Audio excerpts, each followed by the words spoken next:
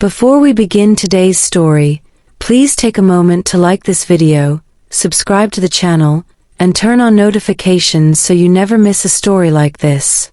Also, comment below and tell us where you are watching from, and rate this story from 1 to 10 as you listen. Your support keeps these stories coming.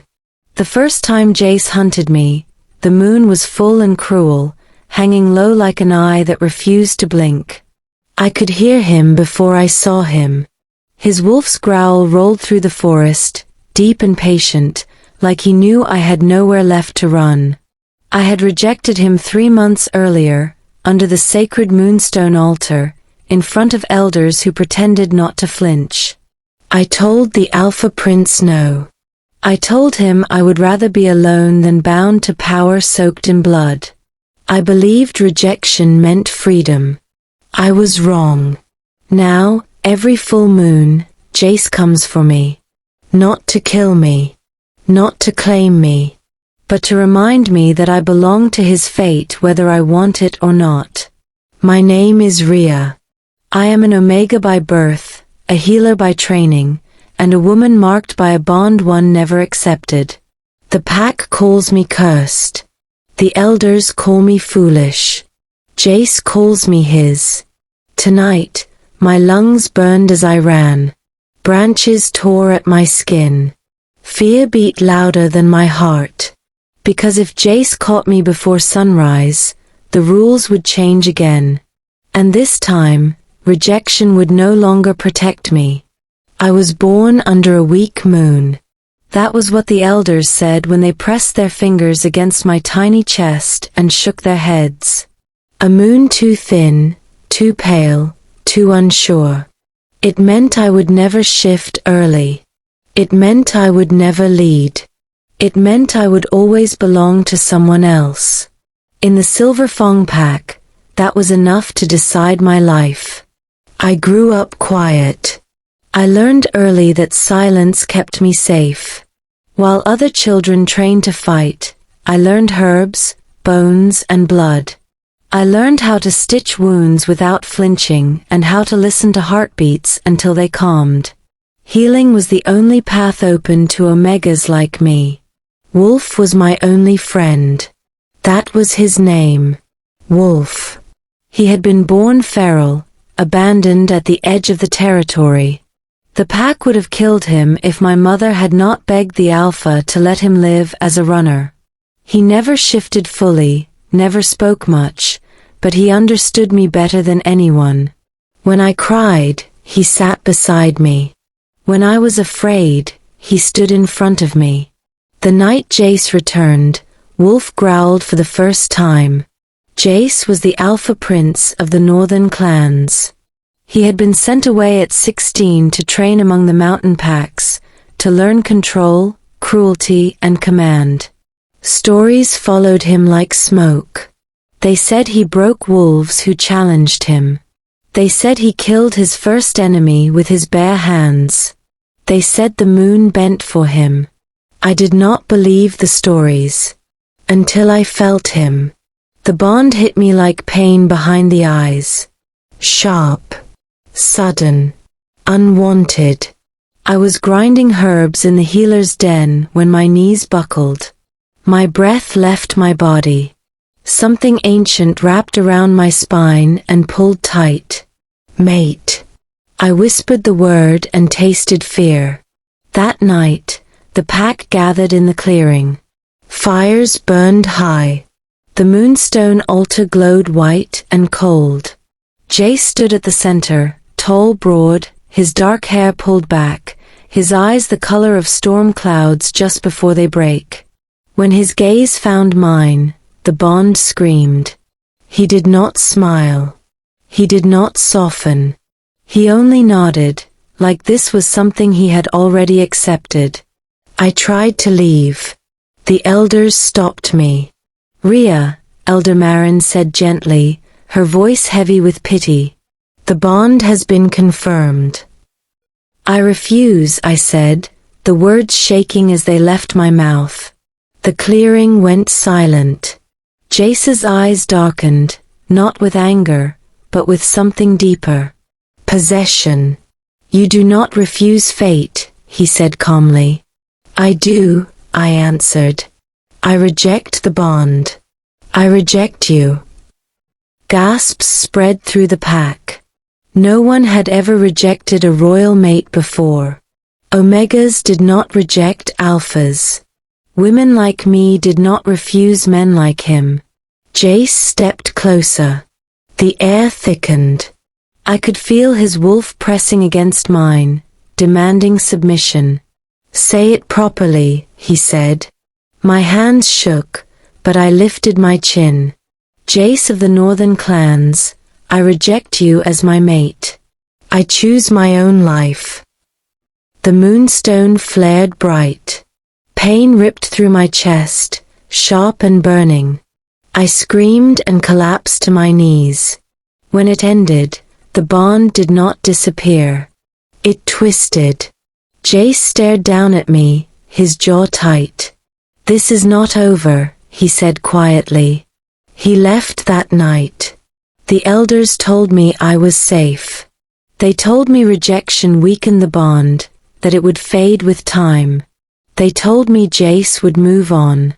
They lied. The first full moon after the rejection, I woke to howling. Not pack howling. Hunting howling. Wolf shook me awake, his eyes wide. Run, he said, his voice rough and broken. I did not understand until the forest exploded with sound. Jace's wolf was massive, black and silver, his eyes glowing like twin moons. He did not chase wildly. He tracked. Patient. Certain. I ran until my lungs bled. He caught me at the riverbank, standing just close enough that I could feel his heat. I told you this was not over, Jace said, his voice layered with his wolf. What do you want? I asked, my back against the water, hands trembling. You, he replied. But not yet. Then he stepped back and vanished into the trees. That was how it began. Every full moon, he hunted me. He never touched me. Never claimed me. Never killed me. He chased me until fear carved his name into my bones. The pack stopped protecting me. Some whispered that I deserved it. Others feared that my presence angered the Alpha Prince. Wolf stayed. Why doesn't he finish it? I asked one night, my body shaking after another hunt. Wolf looked toward the forest. Because he wants you to choose him, he said. And he will break the world until you do. 3 months later, I realized something worse. The bond was not fading. It was growing stronger. And Jace was no longer hunting for sport. He was hunting to claim. The elders stopped speaking to me after the 3rd full moon. Not because I broke rules.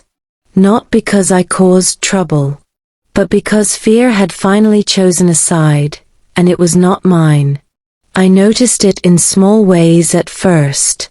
The way conversations died when I entered a room. The way food was left outside my door instead of handed to me. The way guards looked past me, as if I had already become something dead. I was no longer Rhea the healer. I was Rhea the problem. Wolf warned me. He always did. They think you brought this on us, he said one morning as we gathered roots near the creek. His hands moved fast, sharp, angry. They think the Alpha Prince hunts our land because of you. He would hunt me anywhere, I replied. I didn't invite him. That won't matter when fear decides guilt, Wolf said. I laughed then, bitter and tired. Fear decided my fate the day I was born.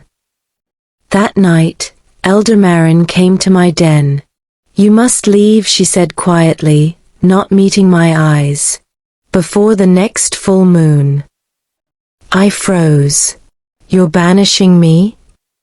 We are protecting the pack, she corrected. Jace's presence is destabilizing the borders. Other alphas are watching. They think we shelter rebellion. I am not a rebellion, I whispered. She sighed. You rejected a prince. That is rebellion enough. Wolf stepped forward. I go with her. No, Marin said sharply. You stay. Wolf's eyes flashed. Then I leave as well. Marin hesitated. If you leave, you do not return. Neither does she, Wolf said, placing himself between us. That was how we became exiles. We left before dawn. No ceremony. No protection marks. Just a small pack of supplies and the forest ahead of us. The land beyond Silver Fong territory was wild and broken. Old magic lingered there, thick and restless. It was a place Pax avoided. A place where rules thinned and instincts sharpened. It was also where Jace hunted freely. The first full moon after our exile, I felt him hours before nightfall. The bond tightened like a noose around my ribs. My skin prickled. My heart pounded with a rhythm that did not belong to me. He's close, I whispered. Wolf nodded. I know. We ran anyway. The forest was darker here. Trees twisted upward like claws. The moonlight barely touched the ground. Every sound felt too loud, every breath too slow. Then the growl came. Closer than before. He's not playing tonight, Wolf said. I tripped. My foot caught on a root, and I hit the ground hard. Pain shot through my ankle. I cried out before I could stop myself. The growl stopped. Silence followed, heavy and waiting. Jace stepped into the clearing like he had been carved from shadow. He was not shifted, but his wolf pressed close to the surface. I could see it in his eyes, in the tension of his shoulders, in the way the air bent around him. Move away, he said to Wolf. No, Wolf replied, standing in front of me. Jace tilted his head, studying him. You protect what does not belong to you. She belongs to herself, Wolf snapped. Jace smiled slowly. It was not kind. That is where you are wrong. He moved too fast.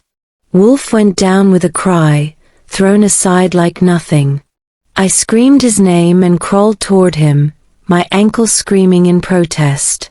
Jace was suddenly there, kneeling beside me, his hand hovering just above my skin. Did I hurt you? He asked quietly.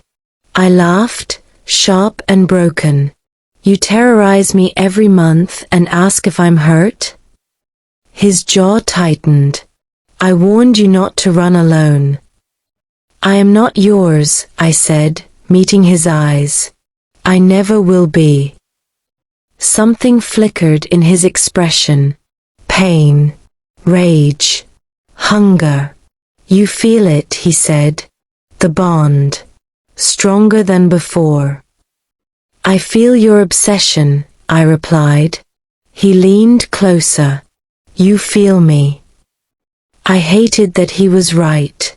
His presence steadied my racing heart even as fear burned in my chest. The bond responded to him like a wound that refused to close. You could end this, he said. Come with me. Accept the bond. I would rather die, I whispered. His eyes darkened fully. Careful, Rhea. The moon listens. He stood and stepped back, giving me space I did not ask for. This hunt is over, he said. For now. Wolf groaned behind me. Jace glanced at him, then back at me. He won't survive much longer if he keeps standing between us. Then he was gone. Wolf survived the night, but something changed after that. He grew quieter, slower. His shifts became unstable. Sometimes he stared at the moon with a look that scared me. The bond is hurting him, he admitted one evening. Your bond. I shook my head. That's not possible. It is, he said. Rejected royal bonds poison the space around them, especially under a full moon. Guilt wrapped around my throat. The next full moon came with blood. Not mine. Wolf did not wake after the shift. I held his body as the sun rose, my tears soaking into his fur. I felt something inside me break completely. That night, I stood alone in the clearing and waited. When Jace came, I did not run. You took everything from me, I said when he stepped forward. I warned you, he replied softly. I lifted my chin. Then finish it. Kill me. Or stop this. Jace looked at me for a long time. Then he reached out and placed his hand over my heart. No, he said. Now you come with me. And for the first time since the rejection, I was too tired to fight. Jace did not bind my hands when he took me. That should have frightened me more than chains. We walked through the forest in silence.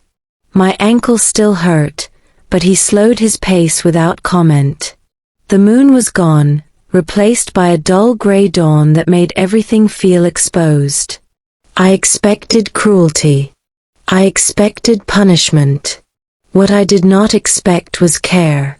When we reached his camp, hidden deep within the northern woods, he handed me water before anything else. Clean. Cool. My hands shook as I drank. Why are you doing this? I asked. You came willingly, he said. That changes things. I came because I had nothing left, I replied. His jaw tightened. That was not my intention. I laughed, hollow. You hunted me. You drove my pack to exile. My only friend is dead. Jace's eyes darkened. I did not know about the banishment. And Wolf's death. You warned me, I cut in. So don't pretend regret now. Silence stretched between us. You are not safe alone, he finally said. Not anymore. And with you I am? I asked. He met my gaze. With me you survive. That night, I dreamed of fire and silver chains. The bond pulsed stronger than ever. It no longer felt like a wound. It felt like hunger. Jace kept his distance during the day. He trained. He met with messengers. I stayed in the healer's tent, tending to wounds from border skirmishes. Wolves avoided my eyes, but none spoke against me. Jace's presence wrapped the camp in quiet obedience. On the third night, the truth surfaced. You didn't just reject me, Jace said, standing at the edge of the firelight. You disrupted an ancient binding. I frowned. Explain. Royal bonds are not chosen by chance, he continued. They stabilize territories, balance power. When you rejected me, the magic twisted. It began seeking resolution. Resolution through hunting? I asked. Through pursuit, he corrected. The bond demands completion, either through acceptance or destruction. My stomach dropped. Destruction of who? He looked at me steadily. Both of us. Fear curled cold in my chest. So every full moon. I am not hunting you, he said quietly. I am holding the bond back from killing us. I stared at him. By terrorizing me? I did not know another way, he admitted. For the first time, I saw the weight he carried. The control. The restraint. The constant battle between prince and wolf. You could have told me, I whispered. You would not have listened, he replied. He was right. The next full moon approached fast. The camp prepared with tension thick in the air. Chains were laid out. Sigils drawn. Wolves whispered prayers under their breath. What happens? I asked Jace. We either stabilize the bond, he said, or it tears through the territory. And how do we stabilize it? I asked, already knowing. By facing it together. The moon rose full and bright. Pain hit me instantly. I dropped to my knees, gasping as the bond flared like fire through my veins. Jace was there, his hands steady on my shoulders. Look at me, he commanded. I did. His eyes glowed silver, his control slipping. Do you still reject me? He asked, his voice strained. I thought of wolf, of exile, of fear. I reject being owned, I said. His grip tightened. And if I offer partnership instead? The bond pulsed, waiting. I swallowed. Show me. The pain eased, just slightly. Jace exhaled sharply. Then we fight this together. The moon howled above us as the bond shifted again. Not healed, but no longer bleeding. After that full moon, nothing was the same. The bond no longer attacked me like a wound. It lingered instead, heavy and aware, like a presence watching every thought I tried to hide. I could feel Jace even when he was not near. His anger. His restraint. His fear. Yes, fear. That unsettled me more than anything. Jace was not afraid of enemies or war. He was afraid of losing control. Afraid that his wolf would take what his pride could not ask for. Days passed. Then weeks. I stayed in the northern camp, not as a prisoner, not as a Luna. Something in between. Wolves watched me carefully, measuring my influence. Some respected me because Jace did. Others resented me for existing. Rhea the rejected Omega. Rhea the unstable bond. One evening, a she-wolf named Kale approached me while I prepared poultices. You are changing him, she said flatly. I'm not trying to, I replied. Still, she continued, he listens to you. That makes you dangerous. I never asked for this bond, I said, meeting her gaze. Kale snorted. Neither did he. But he bears it like a king. You fight it like a child. Her words cut deeper than I expected. That night, Jace and I argued for the first time. You undermine me, he said, pacing the tent. You question decisions in front of my warriors. I question cruelty, I shot back. There is a difference. This is how packs survive, he growled. No, I replied. This is how they rot. The bond flared hot between us, feeding on our conflict. Jace stopped pacing and faced me, his breathing heavy. You think I enjoy this? He asked. Carrying generations of blood on my back? I think you hide behind it, I said quietly. Silence fell. Then Jace did something unexpected. He bowed his head. I do not know how to be anything else, he admitted. Something inside me softened. Not trust. Not love. Understanding. The next full moon came without warning. No hunt. No chains. Just pain.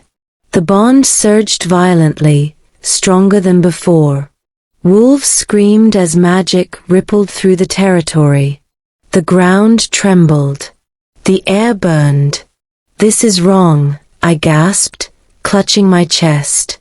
Jace fell to one knee beside me. "The elders," he snarled. "They are interfering." Through the bond, I saw it. A ritual.